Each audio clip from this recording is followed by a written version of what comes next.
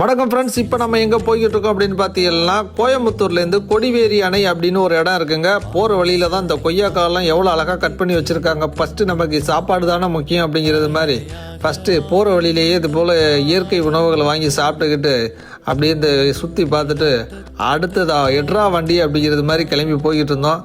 பாருங்கள் எந்த அளவுக்கு கொய்யாக்காவெல்லாம் இங்கே வச்சு விற்றுக்கிட்டு இருக்கிறாங்க அப்படின்ட்டு. நல்ல சுத்தமான முறையில் நீட்டாக தம்பி க்ளீன் பண்ணி, ஆனால் இந்தாங்கண்ணே எடுத்துக்கங்கண்ணே, போகும்போது சாப்பிட்டுக்கிட்டே போங்கண்ணே அப்படின்னாப்புல. எங்கேயா இருந்த இத்தனை நாளாக அப்படின்னு வடிவேல் கேட்குறது மாதிரி இந்த அழகான புளிய மரம்லாம் எவ்வளோ அழகாக வச்சுருக்குறாங்க. போகிற வழியில் 2 சைடும் பார்த்துக்கிட்டு போகிறது மாதிரி இருக்கு அப்படின்ட்டு பார்த்துக்கிட்டே இப்போ வந்துக்கிட்டு இருந்தோம். பாருங்கள் வந்தாச்சு, நீங்கள் ஆவலுடன் எதிர்பார்த்த கொடிவேரி அணை. இது வந்து இப்போ சீசன் கம்மியாக இருக்குது, அதால் கொஞ்சம் தண்ணியெல்லாம் கம்மியாக வந்துக்கிட்டு இருக்கு. நீங்கள் மட்டும் மற்ற டயத்தில் வந்தீங்கன்னா குற்றாலத்தில் கொட்டுறது மாதிரி கொட்டும்னே. நீங்கள் பாட்டு பாடிக்கிட்டே நீங்கள் குளிக்கலாம். குற்றால அருவியில் குளித்தது போல் இருக்குதா அப்படின்ட்டு. இந்த இடம் எதுக்கு ஃபேமஸ் அப்படின்னு பார்த்தீங்கன்னா நிறைய தமிழ் படங்கள், அந்த 90s காலகட்டத்தில் வந்த சுந்தர்சியோட படங்கள் எல்லாம் நிறைய இங்கே தான் எடுத்துருக்குறாங்க. சுற்றி எடுத்துருக்குறாங்கன்னா பார்த்துக்கோங்க. இங்கே தான் சின்னத்தம்பி படமும் எடுத்திருக்காங்களாம். நிறைய படம் சொன்னாங்க. அப்போ உள்ள படம் எடுக்கணும் அப்படின்னாவே இந்த இடத்துக்கு தாங்க வருவாங்க அப்படின்னாங்க.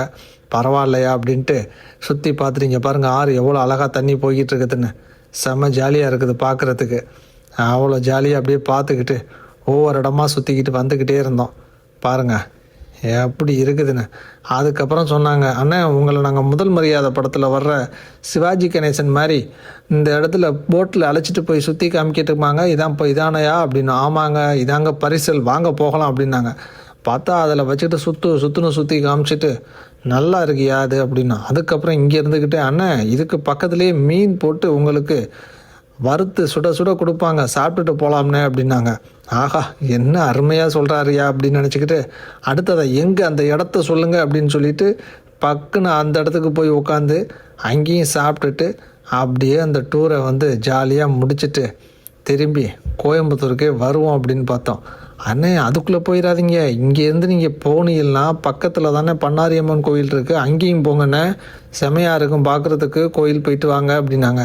பரவாயில்லப்பான்னு இந்த பாட்டிமா பாத்தியெல்லாம் மீனெல்லாம் அதுக்குள்ளே ரெடி பண்ணி நம்ம இங்கேருந்து தகவல் கொடுத்துட்றாங்க எல்லாம். அதுக்கப்புறம் தம்பி உட்காருங்கப்பா, இன்னும் கொஞ்ச நேரத்தில் உங்களுக்கு ஆவலுடன் எதிர்பார்த்த மீனை கையில் கொடுத்துட்றோம் அப்படின்ட்டு சுட கொண்டாந்து கொடுத்துச்சு பாட்டிமா.